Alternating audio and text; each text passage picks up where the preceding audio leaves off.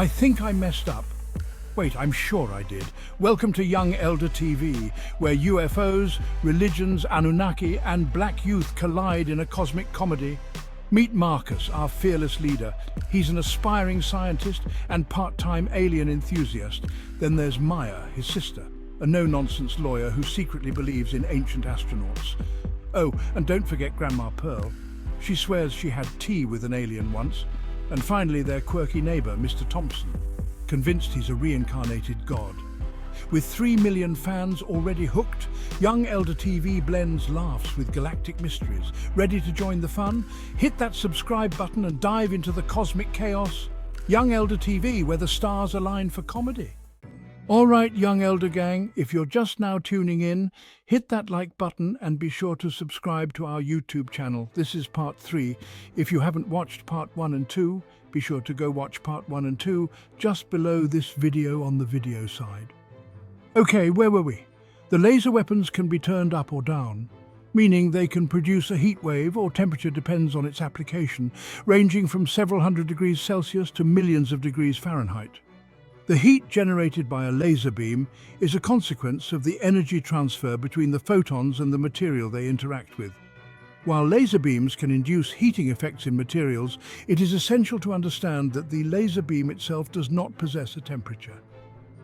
This distinction highlights the unique properties of photons and their role in laser technology. Heat is primarily associated with the random motion of atomic or molecular particles, while laser beams consist of photons, which are massless particles of light. Unlike matter particles, photons do not possess mass and therefore do not exhibit the random motion responsible for generating heat. A laser beam is formed by a highly concentrated stream of photons, which possess unique properties. Photons are packets of electromagnetic energy that propagate as waves and particles simultaneously. They carry specific amounts of energy, determined by their frequency or wavelength. As laser beams are focused and concentrated, they can deliver a high density of photons to a targeted area. When these photons interact with matter, they can transfer their energy, leading to various effects, such as cutting, heating, or fluorescence. However, it is crucial to note that the heat generated in these interactions is a result of the energy transfer rather than the temperature of the laser beam itself.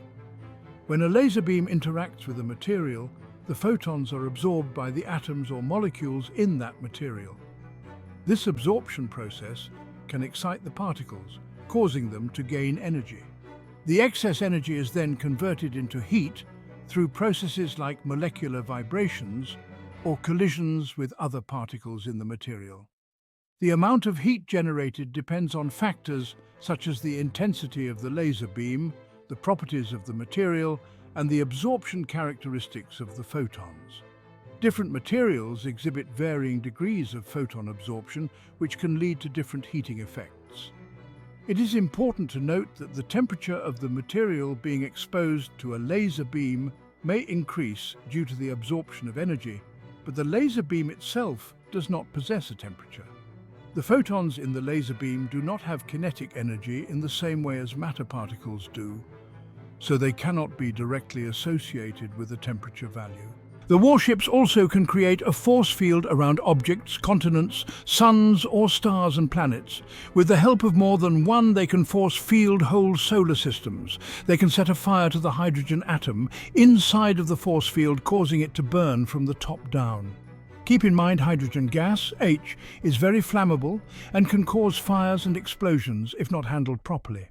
Hydrogen has a wide range of flammable concentrations in air, a lower ignition energy than gasoline or natural gas, and can ignite more easily. Hydrogen fires are invisible and burn with a pale blue flame. So if a worker suspects a hydrogen leak, they should always assume there is a flame present. The only thing, well, two things that's keeping your planet from exploding is the amount of nitrogen in your atmosphere and the crystal city channeling the energy from the central sun. The atmosphere surrounds the Earth and holds the air we breathe. It protects you from outer space and holds moisture, clouds, gases, and tiny particles. In short, the atmosphere is the protective bubble in which you live. This protective bubble consists of several gases, listed in the table below. with the top four making up 99.998% of all gases. Of the dry composition of the atmosphere, nitrogen by far is the most common. Nitrogen dilutes oxygen and prevents rapid burning at the Earth's surface. Living things need it to make proteins. Earth's atmosphere is made up of 71% nitrogen. There is 21% oxygen, 8% of other gases. If your oxygen levels in your atmosphere go below 18 to 12%, you will have a serious problem. Oxygen is used by all living things and is essential for respiration. It is also necessary for combustion, burning. Stars and suns use oxygen to burn in outer space. So when they tell you it's no oxygen in space, don't believe them. In fact, there is no such thing as space because space is always filled. You also have 0.9% argon. Argon is used in light bulbs, in double-pane windows, and to preserve museum objects such as the original Declaration of Independence and Constitution. The remaining 0.1%, made up of trace amounts of other gases, plants use carbon dioxide to make oxygen. Carbon dioxide also acts as a blanket that prevents the escape of heat into outer space. They also have the Etheric Missile, which is a weapon that traps light beings, also known as photon beings, by creating a controlled black hole. Once a light being, photon, passes the event horizon of a black hole, it can no longer escape. They become trapped. There's nothing to suggest that it is destroyed. Light beings can't be destroyed, but only trapped. This is why Anu created this weapon. This weapon is powered by a red orb warhead. A warhead is the section of a device that contains the explosive agent or toxic material that is delivered by a missile, rocket, torpedo, or bomb. As we said, the light beings cannot escape because the speed required to escape is faster than light. Like matter, the photon beings are rapidly sucked towards the singularity at the center of the black hole, where a huge mass is packed into an infinitely small space. The use of this style weapon is prohibited under galactic law. The warships also each come with 7 At-19 missiles.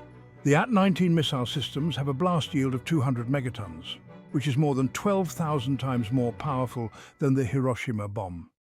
It was originally designed to have a yield of 400 megatons, but this was reduced to limit nuclear fallout. At-19 are thermonuclear bombs capable of destroying whole continents the size of Africa and Asia put together.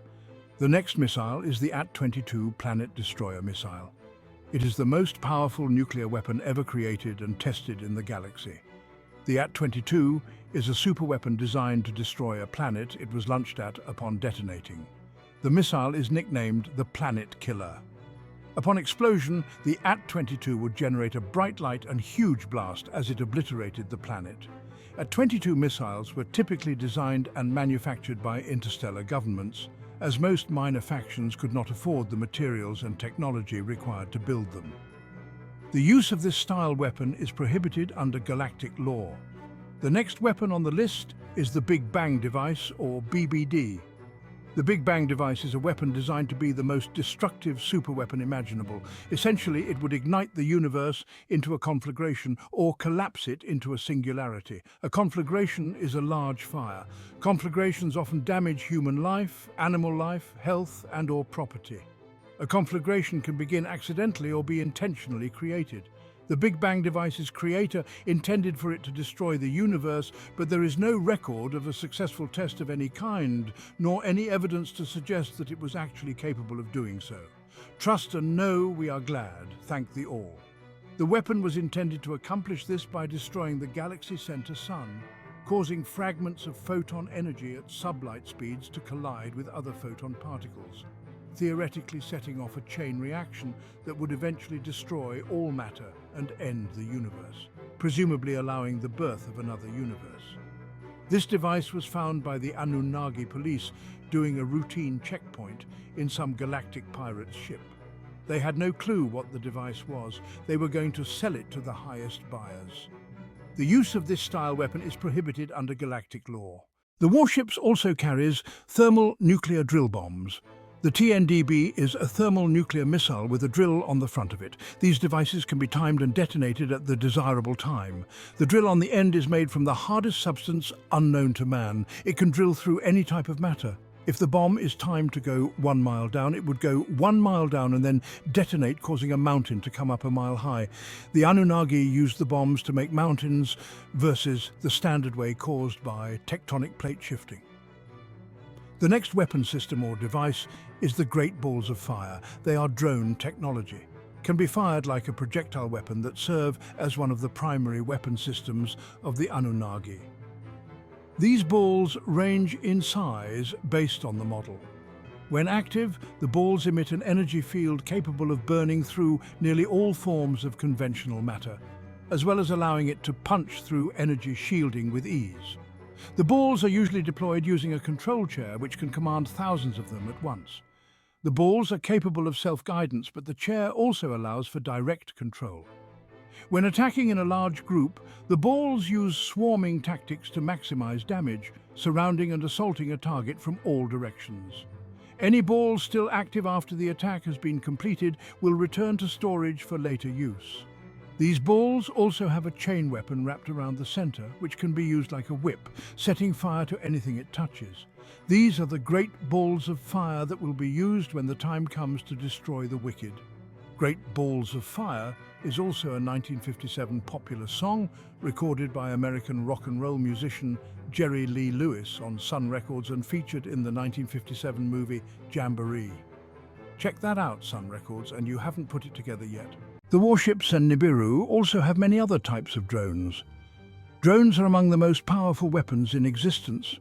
Although drone weapons can bypass most shields, some races possess the technology to defend against them. A drone's targeting computer retains friend and foe information provided by a control chair. Even if communication with a chair is terminated, a drone, assuming it retains power, is still capable of carrying out its last orders. If a drone is given no targeting information when launched, it will simply seek out the nearest valid target and pursue it until successful or instructed otherwise. Drones have also proven capable of seeking, tracking and engaging targets of their own accord, dodging weapons fire directed towards them and dodging any obstacles in their path. It also appears that drones are automatically set to detonate on impact whenever smaller objects, such as fighters or individuals, are designated as targets. It appears that drone weapons are powered through an advanced form of wireless energy transfer, as they have shut down and fallen from the sky in mid-flight when the zero-point module powering the warship they were launched from were depleted, implying that an outside power source is required to keep the drones in flight. Kind of like Bluetooth power. However, the ZPM was already near depletion in the first place, and it could be that the drones possessed so little power when they were launched that they depleted their internal supply far quicker than they would have had they been launched using a stronger power source.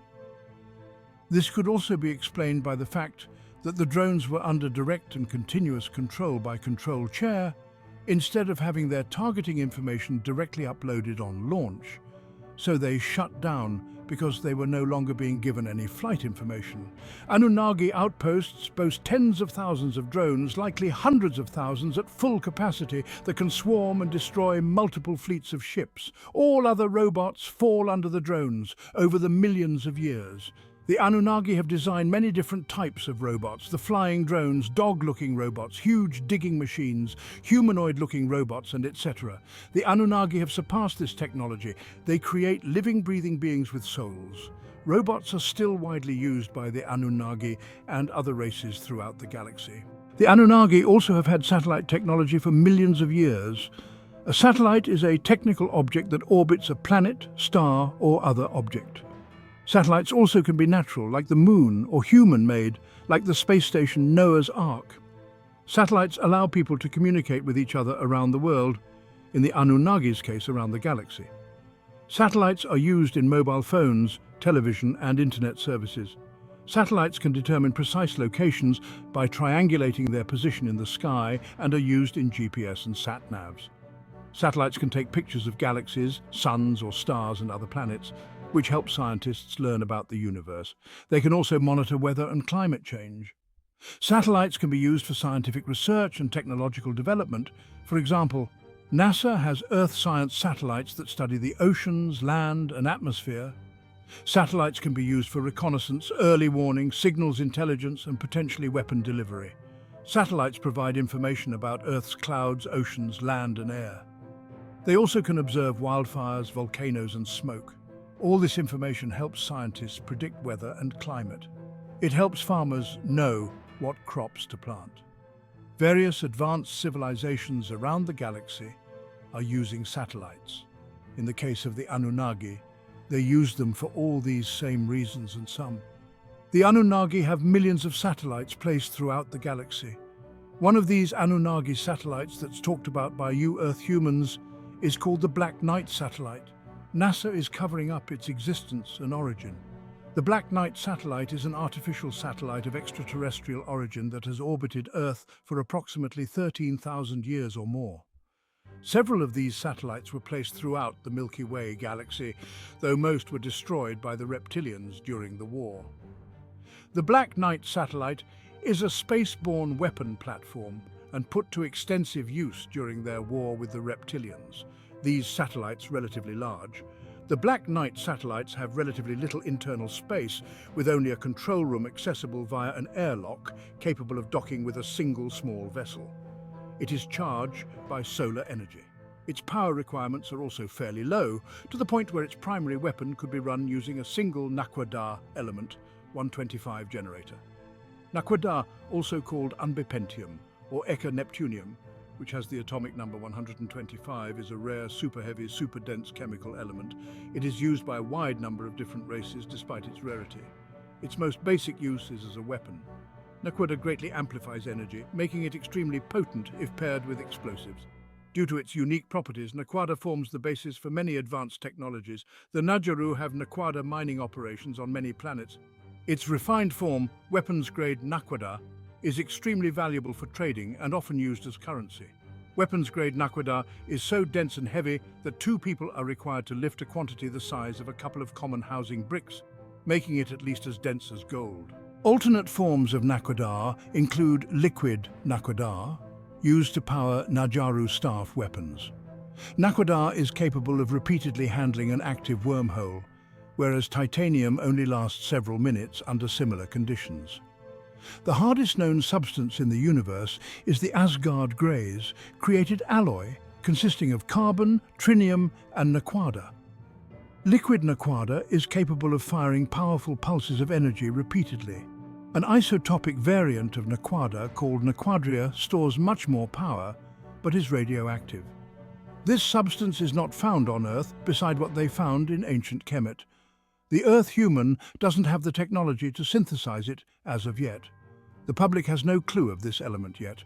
They may have heard of element 115, which is known as ununpentium or moscovium. MJ12 got some of this from the Greys. The Black Knight satellites are mostly built out of element 125. Each satellite carries a Stargate high-power laser beam, and through one continuous shot, it is able to split a large ship in half. It was stated that this weapon would be more than capable of destroying at least 3 large ships when fully charged. Whether that is the full extent of the satellite's armament, and whether it had any other defensive measures for protection, is unknown.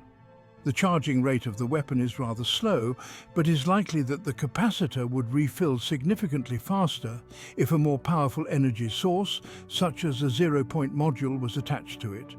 Assuming a capacitor would even be needed, as a stronger power source would likely be able to produce enough power to fire the weapon almost immediately.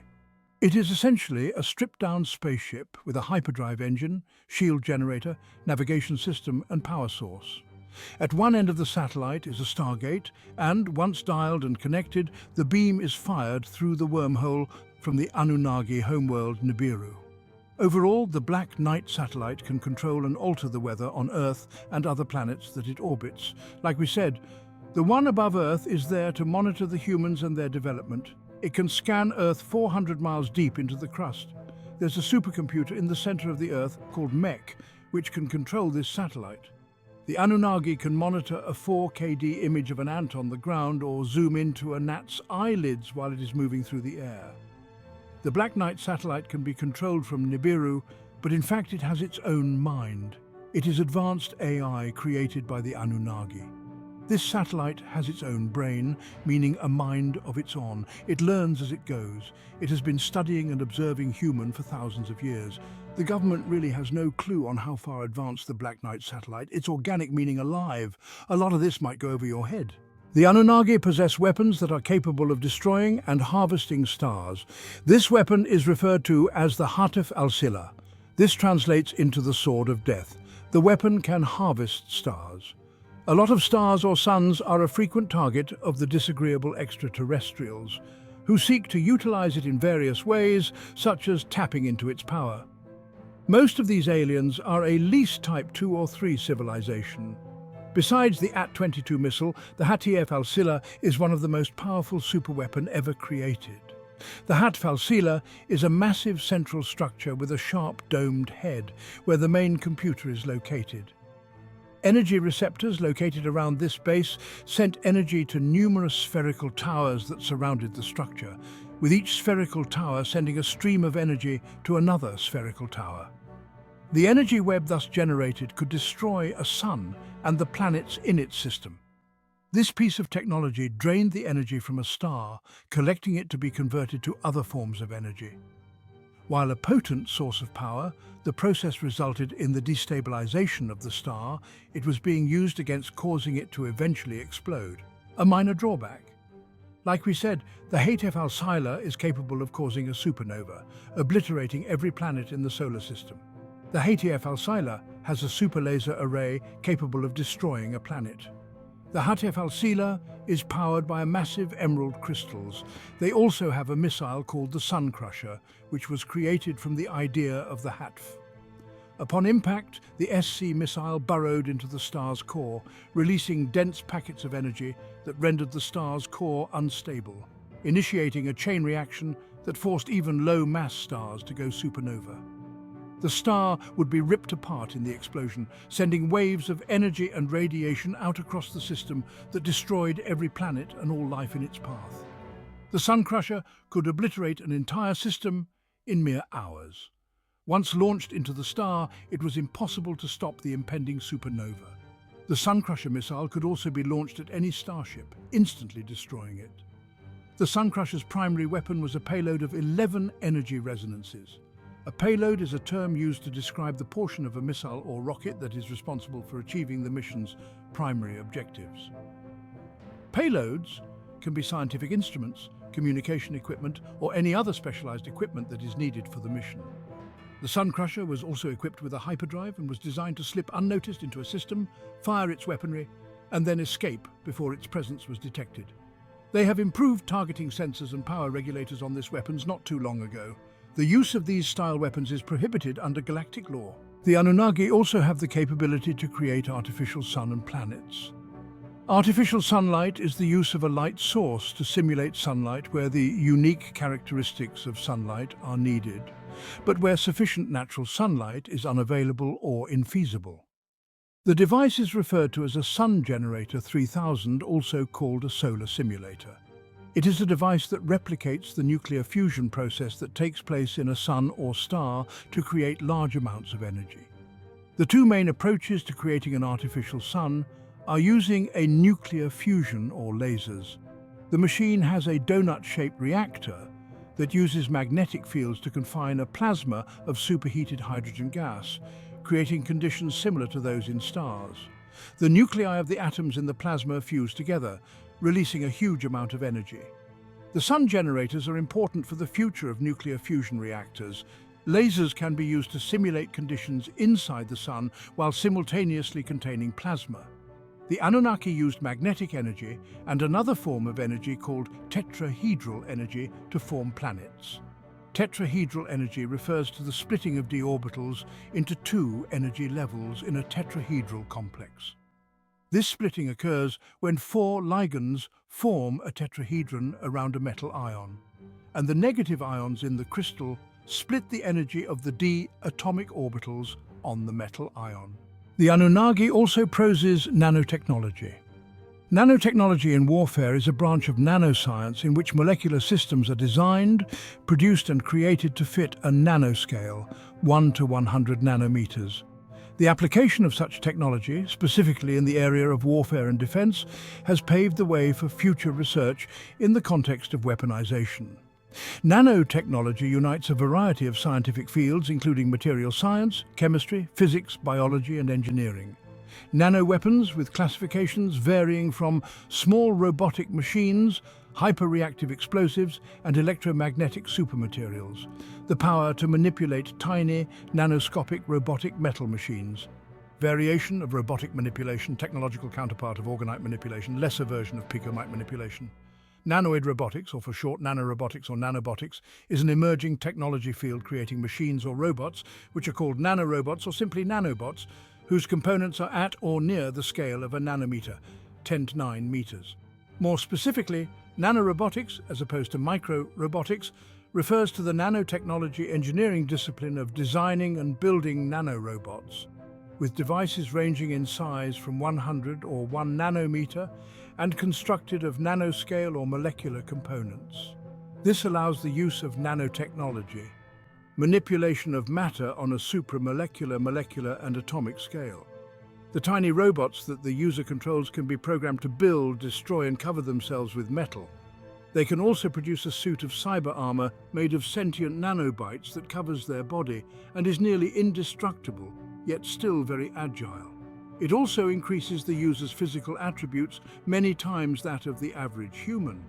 The nanites in the user's bloodstream can also have the effect of healing the user's injuries at an accelerated rate, allowing them to regenerate before any normally fatal injuries could kill them. This power is able to upgrade vehicles or take over electrical objects through the use of nanotechnology. When in use to upgrade vehicles, a cable will come out from the arm. The more cables, the higher, faster the upgrade. The user can shoot a cylindrical bullet that releases nanites which override the electrical object programming. These tiny robots can be controlled via the mind. This is referred to as nanokinesis. The Mothership Fleet Atlantis. Atlantis, also called the lost city of the Rizqians ancients and the city of the ancestors, Atlantis in ancient time, is a city ship built by the Rizqians several billion years ago. It has approximately the same internal space as found in Manhattan. The Rizqians arrived in the Milky Way galaxy several billion years ago from the Pegasus galaxy, taking Atlantis with them and settling on a planet they named Anshar, Saturn, which became their new home. Billions of years later, after the Rizqians, the name the ancients came to be known by in the Pegasus galaxy, submerged the city to protect it from the reptilians and returned to other star systems through the Stargate. The reptilians sunk the landing pad, which was used as a power source. Over the ages, their story inspired the Tauri Earth-human myth of Atlantis. The first Atlantis was built 90 billion years ago on a planet in Pegasus on a remote island. The Rizqians later built a new version of Atlantis on Earth on an island in the middle of the Atlantis Ocean. The city was later moved to the continent of Antarctica, which at the time was situated much closer to the planet's equator. The Masir Fleet, also called Destiny, is a ship in the Rizqians' ancient fleet, constructed and launched more than 50 billion years ago from this solar system. The Rizqians, ancients, launched several automated ships prior to Masir Destiny, each with the purpose of constructing and seeding stargates throughout the numerous galaxies they crossed, with Destiny itself planned to follow in their path to explore those planets. Masir has traversed at least 38 different galaxies. After beginning this process, the Rizqians ancients initially planned to wait until the ship reached a sufficient distance from Earth to board it. However, because of other endeavors, like ascension, they never followed through on the plan. Because of this, Masir has continued on a pre-programmed path on its journey throughout the stars, alone for billions of years. The length of Masir is roughly 2,450 feet, 747 meters, width roughly 1,700 feet, 518 meters at wingtips. It can fly faster than light in the sixth dimension, which is hyperspace. The faster-than-light engine, or FTL engine, is a technology used on the Rizqians/ancient ship Masir and the seed ship sent ahead of it. FTL has also become a Tauri expression for an engine capable of travel at speeds greater than that of light. whether it is through use of hyperspace or not. Hyperspace is in the 6th dimension starting at 1 megahertz. Sublight engines are engines found on ships which propel them through normal space, 5th dimension, without going beyond the speed of light. It is fueled by solar power. Solar power refers to the utilization of the radiant energy from a star or stars. Solar power refers more specifically to the conversion of sunlight into electricity by photovoltaics or concentrating solar thermal devices. This ship also has a shuttle, which is a short-range exploration vessel employed on the ancient starship Masir. The interface chairs, also called the neural interface, is a device that was created by the Rizqians, ancients, and installed on their crafts. It appears to serve similar functions to the repository of knowledge and control chair units that have been seen in various other locations. The chair contains electrodes placed on either side of the user's head, which facilitate transfer of information to the brain and from the brain to the ship's computers. The electrodes do not normally puncture the skin during operation, but sometimes it happens. This sometimes can cause seizures in some cases. The new version of this chair on Nibiru don't have these electrodes. The padding behind the head of the pilot on the chair, as the person leans back, connect them via placing their head on the pad. On the old ones, the electrodes can cause the user's head to cut itself on them. The chair can perform a variety of different functions. Some, such as the transfer of the Masir database into a human mind, were already programmed by the Rizqians at the beginning of the Masir expedition. Others, such as the lucid dream state it can induce, was the result of Earth humans' modifications to both the hardware and software of the chair. The Dark Government was able to get aboard one of these crafts via the Stargate they found in Afghanistan. This program was written by the Rizqians and instructs the chair to download the Rizqians database into the mind of its user. Curiously, the Masir master code is not required to perform this function, despite the database being protected by it when accessed through normal consoles. The database is protected by a DNA code to keep the reptilians and other unwanted races of beings from accessing the ship database and having all the Rizqians' knowledge. This program, in its original ancient form, is unsuitable for use by normal humans. Their brains cannot handle the rapid transfer of information, mid-formation and out-formation. The only known human user of the program, or the demigod children of the Rizqians, known as the Naquadah. The interface chair allows control of the ship's systems via mental commands. The ancient programming in the chair allows it to upload an entire human mind into the Masir database, where it can then be run by the ship's computers. This process, for unknown reasons, appears to wipe the mind from the chair's user as well. In cases where more than one mind occupies the same body, however, individual minds can be selectively uploaded, leaving others intact. This program, despite its ancient origin, appears to be harmless to even normal humans. The chair can also download minds from its database into humans. This also appears to be harmless to them. We are the creators who made the human beings, adding our own genetics to them. For now, that's all we have for you today. Until next time, stay tuned for more galactic cap-twisting outformation. Be sure to hit that like button and subscribe to our page. Oh, hit the bell and come back and check with us every day for new videos. Dr. Charles P. Winston signing out.